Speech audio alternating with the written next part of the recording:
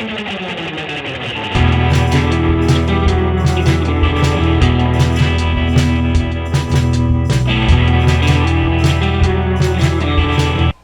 guys, it's Chris from Chris's Treasure Chest. Welcome to my channel. Today we're going to do a Q&A. I've taken some of your comments that I've been getting over the little past, I think 2 months.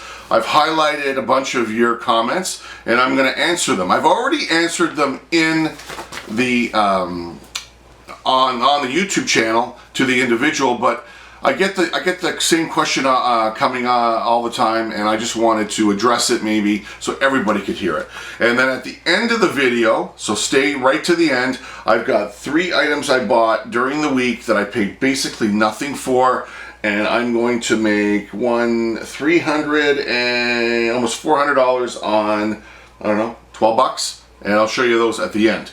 So to the first question, here we go. This is from Football Lover. He says, "Hey Chris, how do you ship around Canada? I watched your video and learned a lot, but shipping still confuses me. Anyway, love your videos." First off, Football, thanks for watching my channel. I use Canada Post strictly.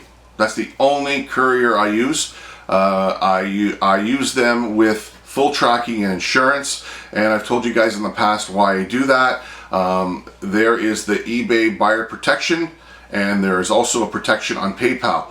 If you ship something to someone and oh, there goes my clock I just bought. If you ship something to someone and they say they didn't receive it and you don't have tracking on that item, they can put a claim in, and then you lose that item and you lose the money because they refund your PayPal account back to the buyer. So that's why I use Canada Post, and that's the type of service I use. Carl sent me, which days and times do you think it's best to go to thrift stores? You know what? I don't think there is any best time or day. Usually the thrift stores put stuff out all day long, and I've been lucky on a Sunday at 4 o'clock where people have just walked by a few things and I found them and I've made money. I've made money early, I've made money late, I've made money in the afternoon. It's really not about the time, it's about the type of item you pick and what you're looking for. And I hope that answers your question. It's Carl, I think. Yeah, Carl. Hi Chris, do you find that things are better if you sell them according to the seasons? Yeah, of course. You've got Valentine's Day, Halloween's a big holiday, Christmas.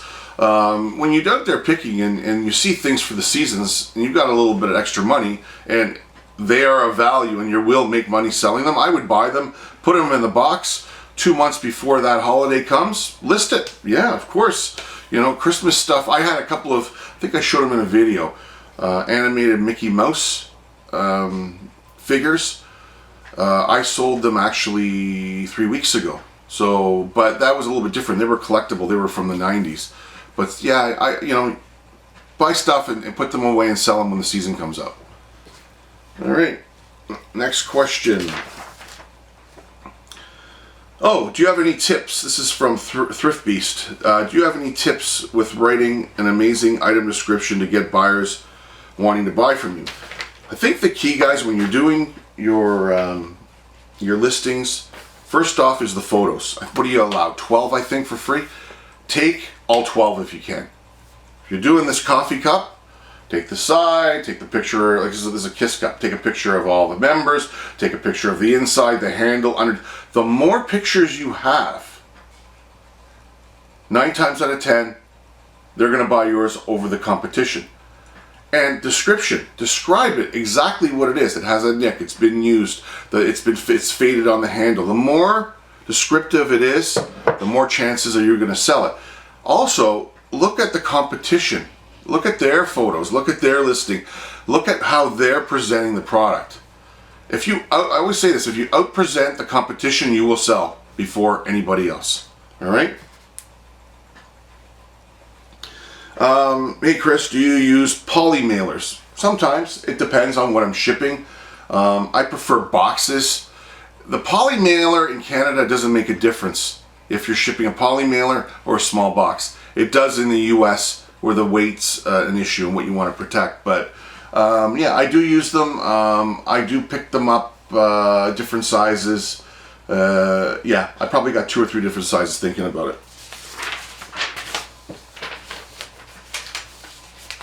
Oh, okay. Lemmy-Cado, I think that's your name, Lemmy-Cado. Great video, Chris. I just wanted to ask, do you also list items on eBay.com or do you just use eBay.ca? I get this question a lot. I have an eBay.com account and an eBay.ca account. I opened my eBay store back in 1999, and there was no eBay.ca. It was only eBay.com. Up to when I started this process of selling on eBay, I switched over to eBay.ca because of the terrible rate you get in conversion US to Canadian in your PayPal account. They just nail you. So I prefer listing in Canadian, and anybody in the States or wherever I'm shipping can see when they look at the listing what it is in their currency. So it doesn't really matter. I just hated getting burned on the conversion rate. That was the reason why. So yes, I only ship on eBay.ca right now. Carl. Yeah, Carl brought up a point here with the 45 minimum selling price. And he says here, everything I find is not worth the time for listing unless it's a higher value. Guys, in my last video I told you I cleansed a bunch of stuff out, and I'm only listing items that are $45 or more, and it's changed huge my sales. I can tell you, I don't tell you what I do in a month, but I'm going to tell you in the last 4 days, I made $1,000 in profit on maybe 6 items, 7 items in total. So changing the business model, I'm working I guess I'm not working less. I'm working the same, but I'm making more money, more profit. So that's what's happening, Carl, and I agree with you. When I go around and I'm looking at stuff to resell, I put it in my cart and I look at it, I go, am I making 40 bucks? If not, it goes back out. I'm not wasting my time anymore. Flamingo Treasures, yes, the OptiShot 2 simulators. I bought 3 in total. I got them all for 300 bucks. I think I posted one of my video.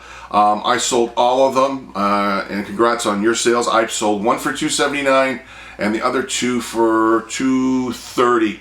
So I did very well. And I sold 2 in one day. So it was kind of nice to, I hope I find some more of those.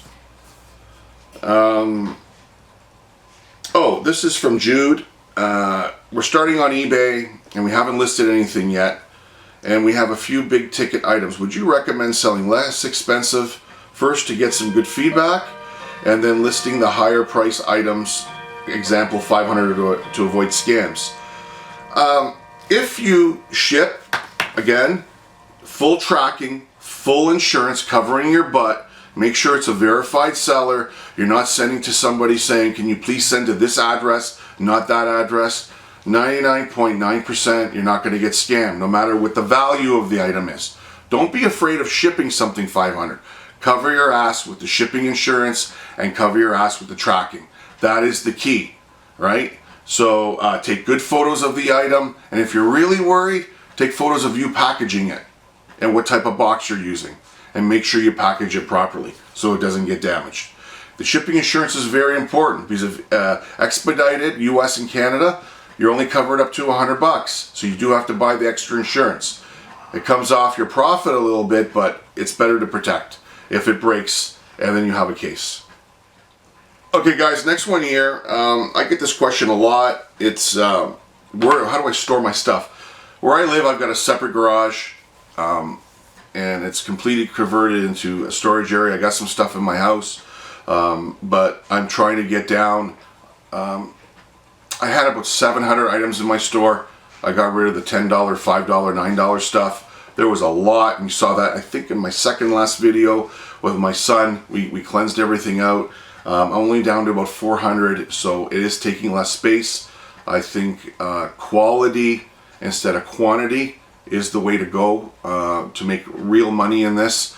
If I do find a lot of quality, my inventory will go up. But I want to stick to that $45 minimum selling price, guys. How long do you keep your items until you donate them because of no sales? Seasonal stuff, kind of hang on to a season or two, see if it unloads. Other than that, I would say 8 to 9 months. If it's not going to sell, it's not going to sell. Because I send my items full tracking insurance, it is a little more expensive. But again, you know, it depends. You have to decide. If it's just burning in a hole, it's a death pile, and you don't want to get rid of it, you want to keep your inventory moving, right, all the time.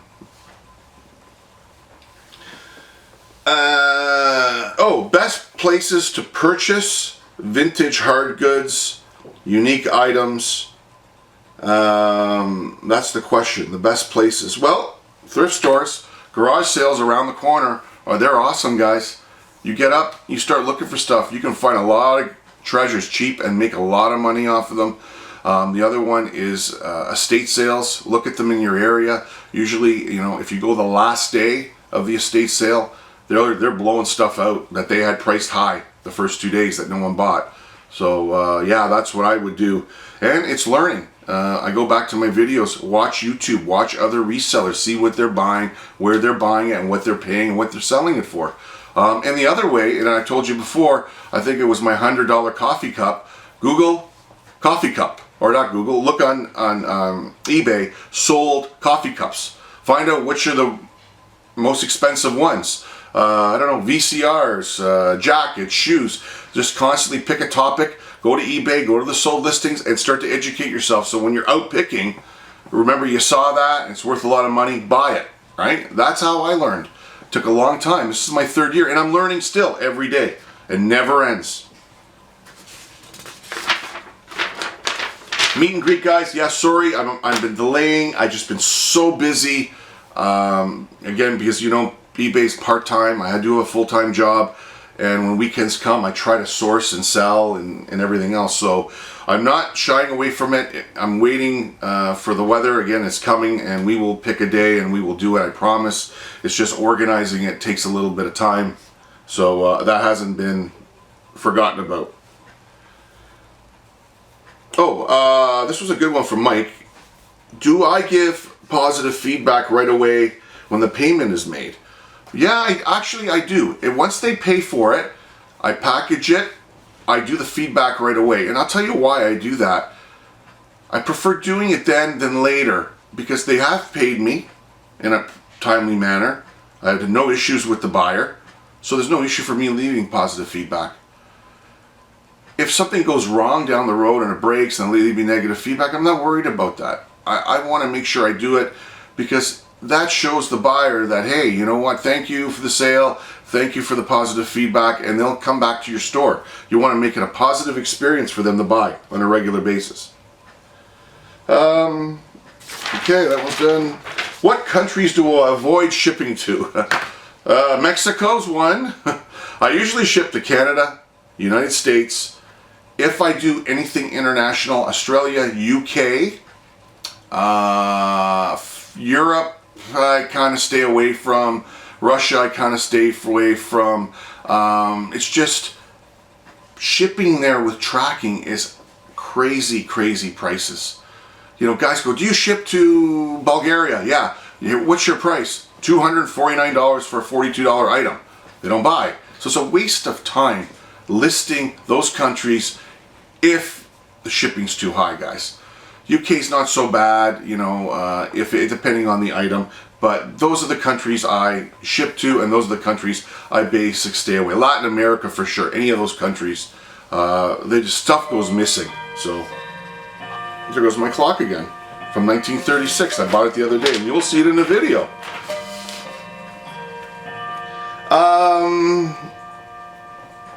Okay, this is from Gabs. New to eBay, I guess. He just started selling, and he asked me if you list an item on eBay with the price and the shipping costs. How do you come up with the shipping costs without knowing where buyer will be? There is, and this is for newbies, there is a shipping calculator. When you go into your listing and there's a box you can check off, shipping calculator. What happens then, the buyer puts in their postal code or zip code and a shipping cost comes up to them automatically. That rate is generated within whoever your courier is. Let's say Canada Post. Canada Post has made those rates available for eBay and they're there, and then they can see what the shipping is. Again, I do not offer any free shipping, guys. My buyers pay for shipping all the time. All right?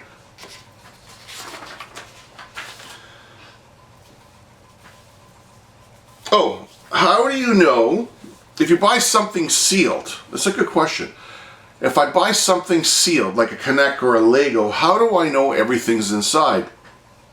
You start to learn, for example, Lego. Lego, when they tape their boxes, they have a black line.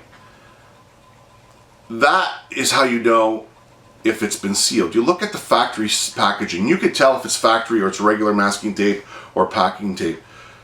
If you're really, really not sure and you're a little bit nervous about listing the item and it's a higher end, open it up and say, I opened it to take the pictures. It's brand new. Problem with that is you're going to lose the collectors, especially for Lego, Mega Bloks, anything that's collectible. They want the box factory sealed, right? So you're in a catch-22. You have to decide what you want to do there, all right? How would you package a plush toy, like a stuffed animal, like a big elephant stuffed animal? I put it in a box. I would get some shrink wrap it in case it gets wet. I put it in a box. You put it in a bag or something like that, it'll get torn. You want to make sure it gets there in one piece. You put it in a bag and then put it in a box, but you know, boxes get left out on porches, it rains. You want to protect it. You don't want it getting there soaking wet.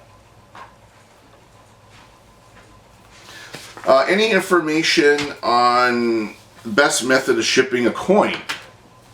Collectible coins, guys, make sure you ship with full insurance, great pictures, full tracking. They will go missing in the mail. I know some guys are selling coins and they're selling in polymers. I hope they get there. Lots of scammers out there, guys. They will say they never got it and you get burned. Anything to do with money, anything of value like that, full tracking, full insurance always, guys. Do you have special paperwork for customs to the US? Yes, well, not really. When you go to create your label, you'll put in the dimensions, how you're shipping it, the weight, and then when you click to calculate shipping package, it will have a customs area. In there you put your, it's an eBay item, you put what the item is, the value, the weight, and then you have to put in some a code that you can get from Canada Post, which describes the item going over the border. Once you put that code in, then you print your label off and away you go. If you use Shippo, that code is not required. Guys, the code is called HS code. That's the code you've got to put in the customs area. So that's it, guys. There's the question and answer for this time. I will do it again. Guys, keep sending them to me. If I don't respond, it's because I'm going to do it on video with you. So, yeah, there you have it. Now, I'm going to show you 3 items I found during the week I paid nothing for. You know, I keep telling you guys, automotive. Here is a Actron 3 fuel injector and harness tester. All right, take a look at that. Okay, and I think I paid $4 for this thing, $4.99. They sell up to $100. Okay, this is brand new, never been used. Okay, I already listed this. The next item here, and I tell you guys, when you got to dig deep and you got to look and find things that other pickers don't touch, these are the things. Look at this. Bono Vino Mini Jet Wine Filter. You see that? We can see that? Okay? $5, guys. $5. This sells for $200. It was pre-owned. Some of the hoses are missing. I gotta get over $100 for this thing, and I got watchers on it right now. Here's a huge score. Okay guys, this is the last thing. This was in the box taped. Epitron shortwave epilation, I think it says. And what this is, guys, and I couldn't believe it when I opened it up. I think I paid $5 for it. This is a electronic hair removal professional system. It's missing some couple of parts. I don't know if they're applicators or whatever, but the tweezers is in here, the power cord's in here. This brand new lists on eBay for $1,000. So I've got it for about $289, selling it like this as is. I'll see what I can get for it. But again, nobody opened this box. It was sitting there in the store. People walking right by it. And that's why when you see boxes like this, open them up. See what's inside. You'll be surprised what you find. And I came across it. Okay guys, that's it for this episode of Chris's Treasure Chest. I hope you like it. Please subscribe if you're not a subscriber, and keep sending your comments below and I'll answer them the best I can. Until next time, it's Chris from Chris's Treasure Chest.